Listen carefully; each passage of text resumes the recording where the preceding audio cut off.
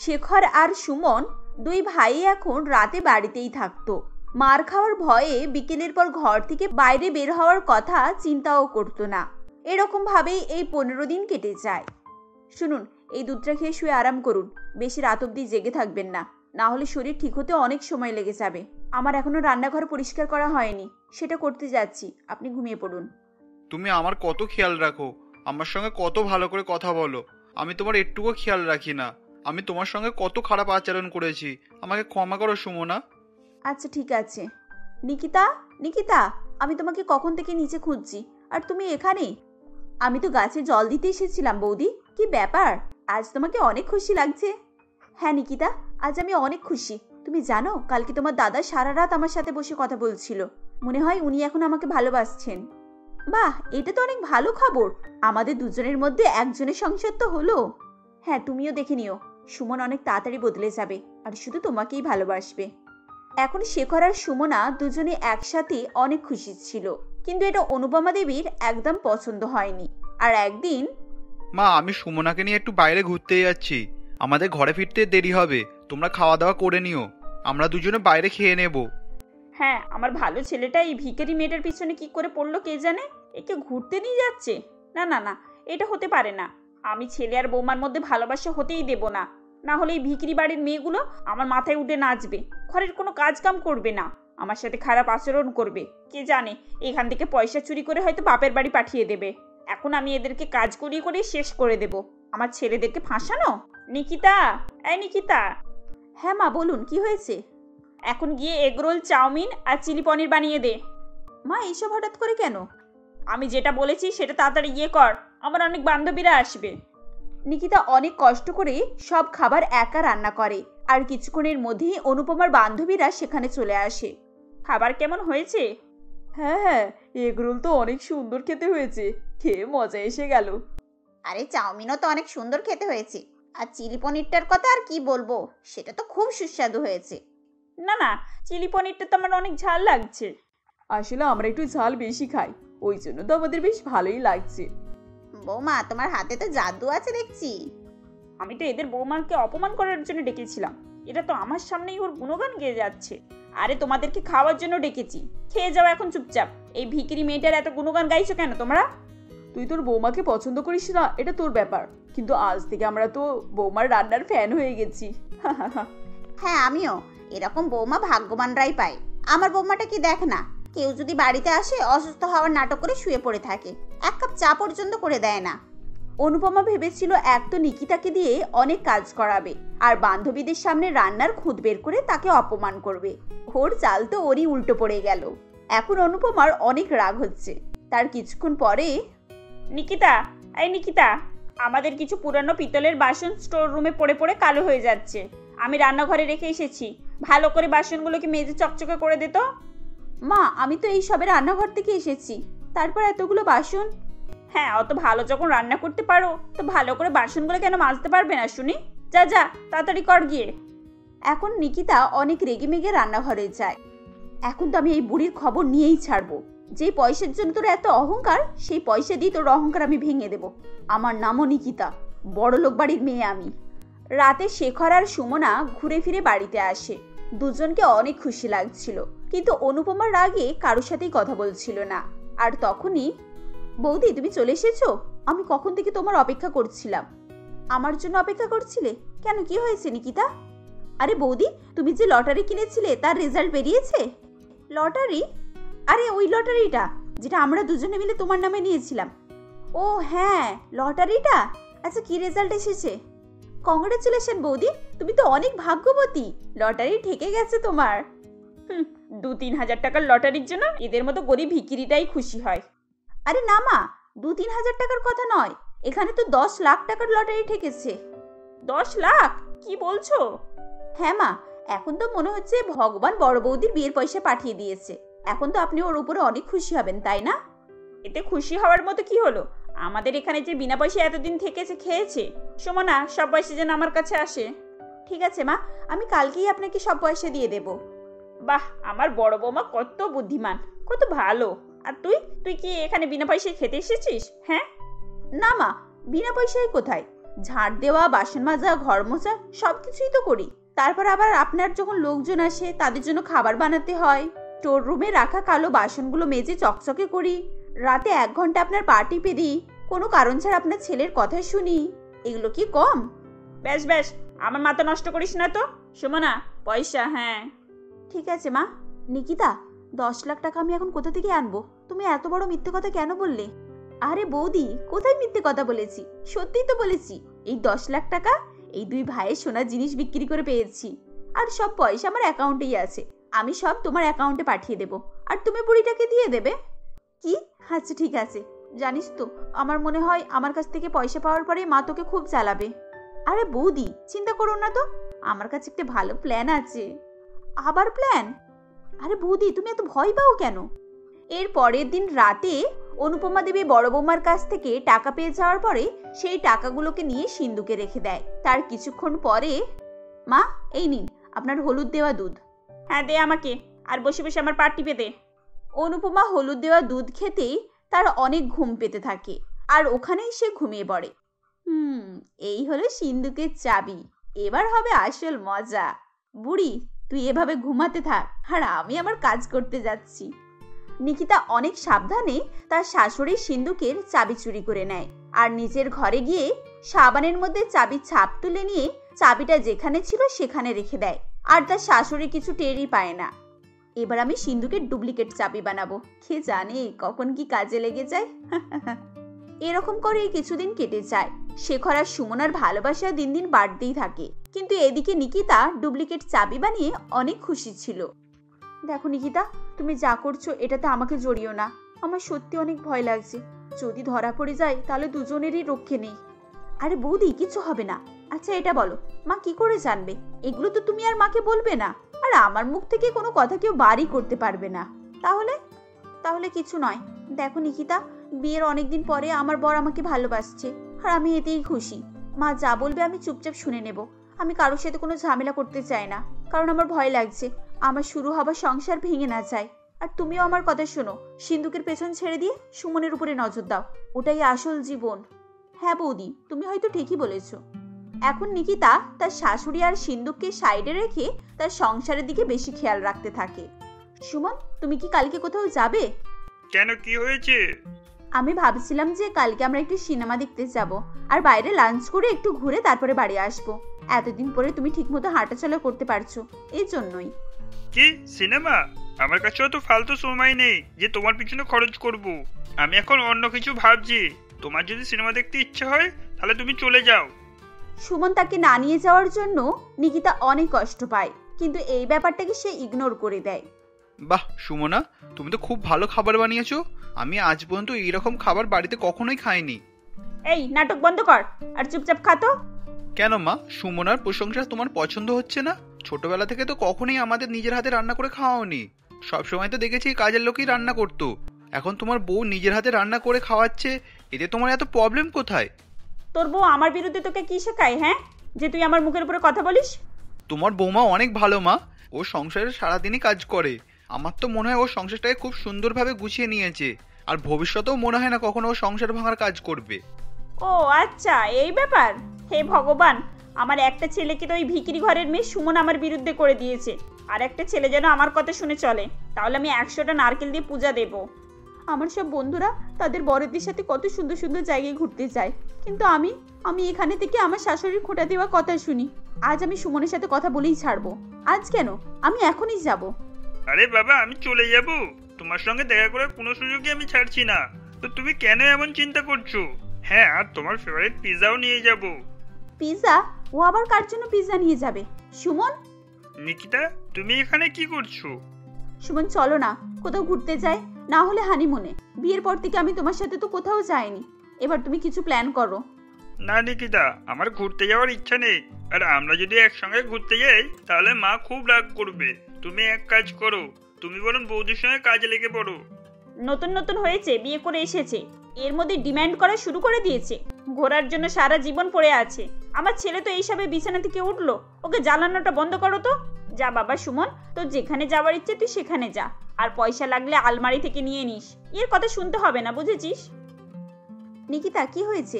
সুমন ভাইয়ের সাথে ঝগড়া হয়েছে? এত রেগে আছো কেন তুমি? হয়নি, কিন্তু আর কিছুক্ষণ ওই মা আর ছেলের কাছে দাঁড়িয়ে থাকলে হয়ে যেত ঝগড়া। কখনো কখনো তো মনে হয় এই শাশুড়ি মা ইচ্ছে করে আমাদের দুজনকে আলাদা করতে চায়। হ্যাঁ নিকিতা, তুমি হয়তো ঠিকই বলেছো। আমি ওদের দুজনকে লুকিয়ে লুকিয়ে কথা বলতে শুনেছি, আর আমি ওদের কাছে গেলেই একদম চুপ হয়ে যাই। বৌদি, আমি বুঝি না আমি কি দোষ করেছি যে সুমন আমার কাছেও আসছে না। এর মানে তোমাদের দুজনের মধ্যে? না বৌদি, আমাদের মধ্যে কোনো রকমের সম্পর্ক নেই। বিয়ে 6 মাস হয়ে গেল, অনেক চেষ্টা করেছি আমি, কিন্তু সুমনকে নিজের করতে পারিনি। কিন্তু কেন? তুমি দেখতে সুন্দর, শিক্ষিত, স্মার্ট, বাইরে কিভাবে থাকতে হয় সবই জানো, তাহলে সুমন ভাইয়ের কি প্রবলেম আছে? বৌদি, ওর অন্য কারোর সাথে চক্কর চলছে। হ্যাঁ বৌদি, আমি আজকে ওকে ফোনে কথা বলতে দেখেছি। ওর জন্য আজকে পিৎজা নিয়ে যাবে, আমার জন্য তো কখনো একটা চকলেটও পর্যন্ত আনেনি। তুমি চিন্তা করো না নিকিতা, সুমন ভাইয়ের সাথে আমি কথা বলবো। সুমনা, কোথায় যাচ্ছ তুমি? রান্নাঘরের কাজ এত তাড়াতাড়ি শেষ হয়ে গেল? আমার সুমন ভাইয়ের সাথে কিছু কথা বলার আছে, সেজন্যই আমি যাচ্ছি। প্রথমে গিয়ে খাবার বানাও। ভিকিরি বাড়ির মেয়ে কোথাকার, ও আবার নিজে ছোট জায়ের হয়ে কথা বলতে এসেছে। মা, আমি এই বাড়ির বড় বউ, আমি কার সাথে কি কথা বলবো সেটা আমার ভালো করেই জানা আছে, আর এটা আমি আপনার কাছ থেকে জানতে আসবো না। আমিও দেখি সুমন তোর কথা কেমন শোনে। আমার ব্লু কালার জামাটা কোথায় গেল? নিকিতা, ও নিকিতা, আমার ব্লু কালার জামাটা তাড়াতাড়ি খুঁজে দাও তো। ভাই সুমন, তুমি কোথাও যাচ্ছ? কেন, কি হয়েছে? কেন, কি হবে? নিকিতা অনেক ভালো মেয়ে, ও তোমাকে অনেক চাই। তুমি কেন ওকে একটু সময় দাও না বলো তো? ওই তো তোমার ভবিষ্যৎ আর বর্তমান, তো তুমি নিজের বর্তমান আর ভবিষ্যৎকে কেন এভাবে নষ্ট করছো বলো তো? তুমি আমার বড় বৌদি বলে তাই জন্য তোমায় ছেড়ে দিচ্ছি, নয়তো কি ভাই? দেখো, আমি আমার নিজের ফায়দার জন্য বলছি না, আমি চাই তোমরা দুজনে একসাথে খুশি থাকো, ব্যাস। একসঙ্গে না থেকে আমরা অনেক খুশি আছি। আর হ্যাঁ, আমার ব্যাপারে নাক গলাতে এসো না তো, না হলে মাকে বলে তোমাদের দুজনকে মায়ের বাড়ি পাঠিয়ে দেবো। বৌদি, সুমন তোমাকেও কথা শুনিয়েছে না? আমি বললাম তোমাকে কথা বলতে হবে না ওর সাথে, এটা ভালো কথার মানুষ নয়। আমাকে কিছু একটা ব্যবস্থা করতে হবে। নিকিতা চলো, আমরা সুমনের পিছু নেব, অন্তত এটা তো বোঝা যাবে যে ও কার সাথে দেখা করতে চায়। তারপর সুমন আর নিকিতা দেরি না করে সুমনের পিছু নিতে থাকে আর একটা ঘরের কাছে গিয়ে পৌঁছায়। নেহা তার বাবা সুজনবাবু ও মা মালিনী দেবীর সঙ্গে মুকুটমণিপুর নামক গ্রামে বাস করত। নেহাকে দেখতে খুবই সুন্দর ছিল, আর সে তার বাবা মার একমাত্র মেয়ে হওয়ায় বেশ ধুমধাম করেই সেদিন নেহা ও সোহমের বিয়ে হচ্ছিল। বিয়ের পর সোহম ও তার আত্মীয় স্বজনরা পালকি করেই বাড়ি ফিরছিল। সোহমের বাড়ি নেহার বাড়ি থেকে বেশ কিছুটা দূরেই ছিল, আর তাদের গ্রামে তখনও নতুন বউকে পালকি করে নিয়ে যাওয়ার প্রথা ছিল।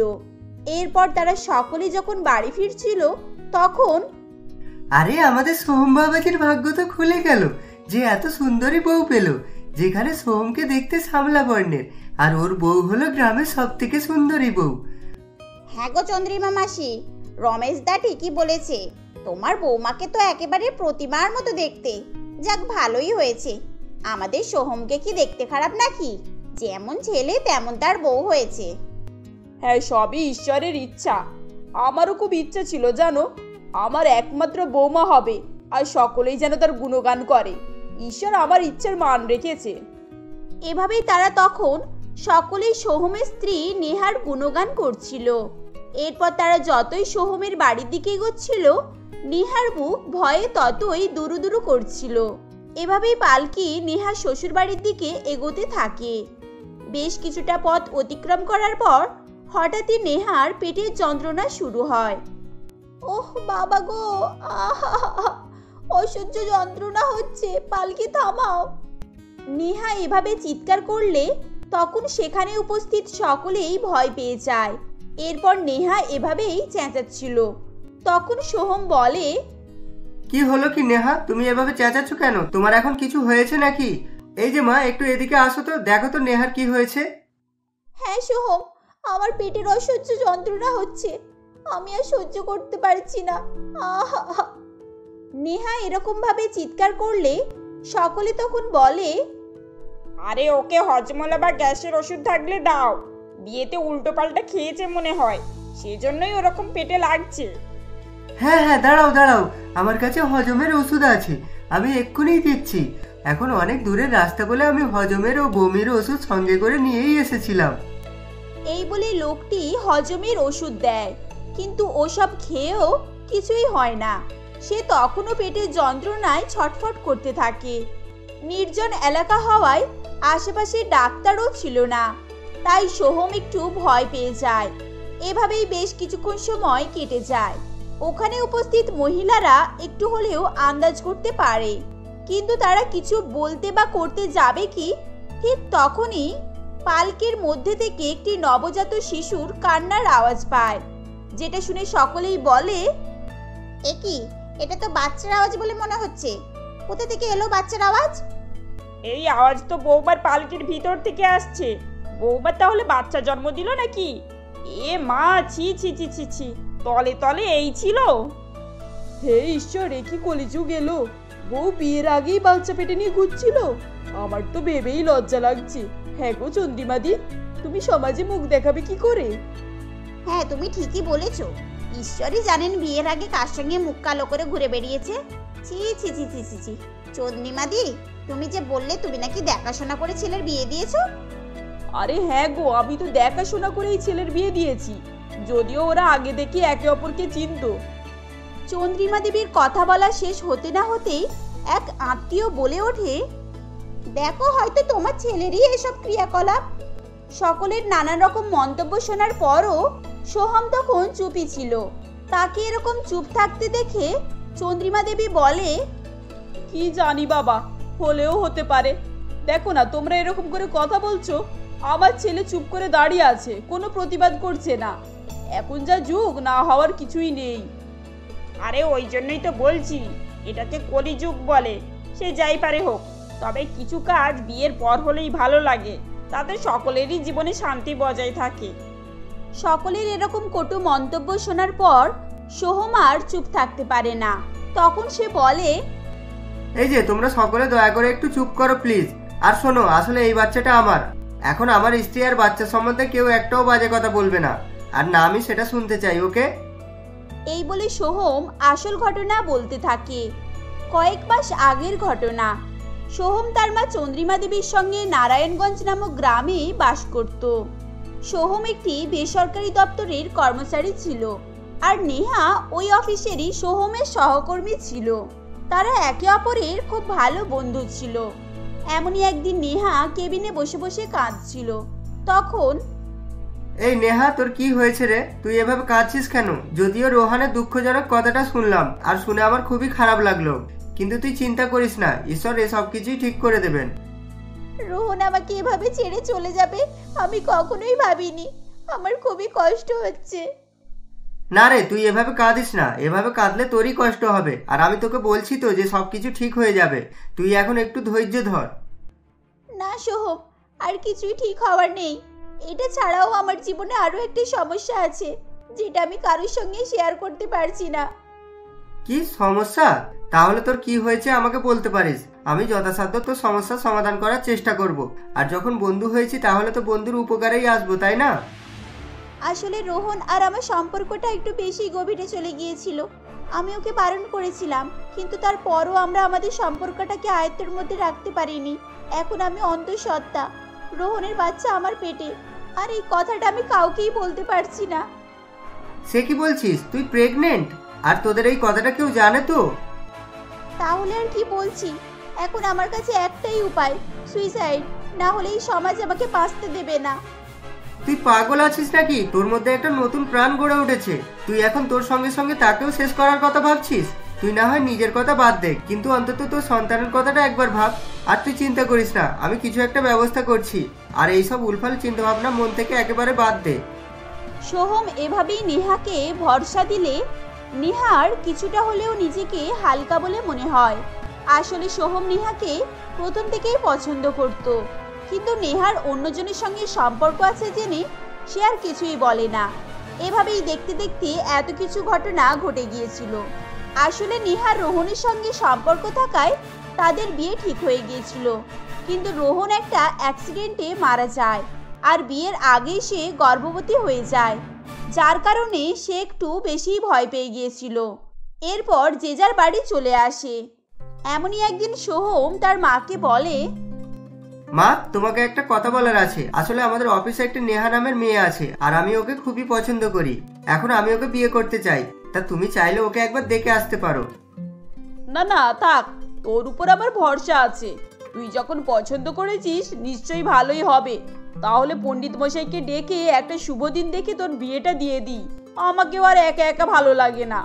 বাড়িতে একটা বৌমা থাকলে আমারও সময় কেটে যায়। চন্দ্রিমা দেবী এভাবে বললে সোহমও খুশি হয়ে যায়। এরপর পরের দিন সোহম নেহাকে সমস্ত কথা জানালে নেহা বলে, কিন্তু সোহম, আমি অন্তঃসত্ত্বা এই কথাটা জানার পরও তোমার মা এই বিয়েতে রাজি হয়ে গেলেন? না, আমি মাকে কিছুই বলিনি। আর তুমি ভয় পেও না, বিয়েটা একবার হয়ে যাক, তারপর কিছুদিন পর আমরা বিদেশে চলে যাব। তখন সকলেই এটা আমাদের বাচ্চা ভাববে, আর তখন আমাদের সবকিছুই ঠিকঠাক হয়ে যাবে। সোহমের কথা শুনে নেহা অনেকটাই স্বস্তি বোধ করে। সে কখনোই ভাবেনি সোহম তাকে এভাবে সমস্যা থেকে বাঁচাবে। এরপর চন্দ্রিমা দেবী 2-1 দিনের মধ্যেই পণ্ডিতকে ডেকে পাঠায়। এরপর পণ্ডিত মশাই সবকিছু বিচার বিবেচনা করে বলে, সবকিছু তো ঠিকঠাকই আছে, কিন্তু একটা অসুবিধা আছে। এখন 3 মাস বিয়ে দেওয়া যাবে না, কারণ শুভ মুহূর্ত নেই। তাই 3 মাস পরই বিয়ে করলে ভালো হতো। কিন্তু পণ্ডিত মশাই, আপনি একটু ভালো করে দেখুন না, যদি এই কয়েকদিনের মধ্যে বিয়েটা হয়ে যায় তাহলে খুব ভালোই হতো। এই তোর এত তাড়া কিসের রে? হ্যাঁ আমি মানছি তুই তোর পছন্দ মতোই মেয়েকে বিয়ে করছিস, কিন্তু সব কিছুরই তো একটা নিয়ম কারণ আছে, তাই না? না পণ্ডিত মশাই, আপনি সব কিছু বিচার বিবেচনা করেই বলুন। আপনি যেদিন বলবেন সেদিনই বিয়ে হবে। তাহলে ওই কথাই রইলো, 3 মাস পরেই বিয়ের লগন। পণ্ডিত মশাই এভাবেই বললে সোহম একটু চিন্তায় পড়ে যায়। কারণ সোহম এবং নেহার কাছে সময় খুবই কম ছিল। যত শীঘ্রই বিয়েটা সম্পন্ন করা যায় ততই তাদের জন্য মঙ্গল ছিল। এরপর এমনই একদিন সোহম নেহাকে ফোন করে বলে, হ্যালো নেহা, একটা সমস্যা হয়ে গেছে। মা বাড়িতে পণ্ডিত মশাইকে ডেকে পাঠিয়েছিলেন, কিন্তু উনি বলেছেন 3 মাসের আগে আমাদের বিয়ের কোনো শুভ মুহূর্ত নেই। কিন্তু সোহম, তুমি তো সবকিছুই জানো। এখন যত দিন যাবে আমাদের জন্য ততই সমস্যা বাড়বে। আমার খুব ভয় করছে সোহম। তুমি আমার জন্য নিজেকে বিপদে কেন ফেলছো? আমাকে আমার হালে ছেড়ে দাও, আমি নিজেকে শেষ করে দেব। তাহলে সব সমস্যার সমাধান হয়ে যাবে। তুমি কি পাগল আছে নাকি নেহা? তোমাকে একদিন বারণ করেছি না যে এসব উলপাল কথা বলবে না? এখন আমি আছি তো, তোমাকে সমস্ত দিক থেকেই সামলে নেব। আর তুমি আমার উপরে ভরসা রাখো প্লিজ। সোহম এভাবে বললে নেহা তখন চুপ হয়ে যায়। কারণ সোহমের উপর ভরসা করা ছাড়া নেহার আর কিছুই করার ছিল না। এভাবেই দেখতে দেখতে 3 মাস কেটে যায়। আর আজ সোহম এবং নেহার বিবাহ সম্পন্ন হয়েছিল। আর তারা বিয়ে সম্পন্ন করেই বাড়ি ফিরতে ফিরতে নেহা তার বাচ্চার জন্ম দেয়। এই সমস্ত কথা শোনার পর তখন চন্দ্রিমা দেবী বলে, বাবা তুই আমাকে ক্ষমা করে দে। আমি তোর মা হয়েও তোকে চিনতে পারলাম না। তুই যে কত বড় পুণ্যের কাজ করেছিস সেটা তুইও জানিস না। তুই শুধু একটা মেয়ের প্রাণ নয়, তার সাথে সাথে একটা শিশুরও প্রাণ বাঁচিয়েছিস। আজ তোকে নিয়ে আমার খুবই গর্ব হচ্ছে। সত্যি চন্দ্রিমাদি, তোমার ছেলের কোনো তুলনা হয় না। আর আমাদেরকে ক্ষমা করে দাও বাবা, আমরা না জেনে শুনে তোমাকে অনেক ভুলভাল কথা বলেছি। সত্যি এরকম সোহম যেন ঘরে ঘরে জন্মায়, যে নিজের মান সম্মানের কথা না ভেবে দুটো প্রাণকে বাঁচানোর জন্য একবারও ভাবেনি। সকলে এভাবে বললে চন্দ্রিমা দেবীর এবং সোহমের খুবই ভালো লাগে। এরপর সকলেরই ভুল ধারণা ভেঙে যায়, যার ফলে সোহমের সকলেই গুণগান করতে থাকে। এরপর আর কোনোই সমস্যা থাকে না। সকলেই আনন্দের সঙ্গে নতুন বৌমা এবং নবজাত শিশুকে বাড়িতে নিয়ে আসে। এরপর থেকে তারা সকলেই সুখে শান্তিতে বসবাস করতে থাকে।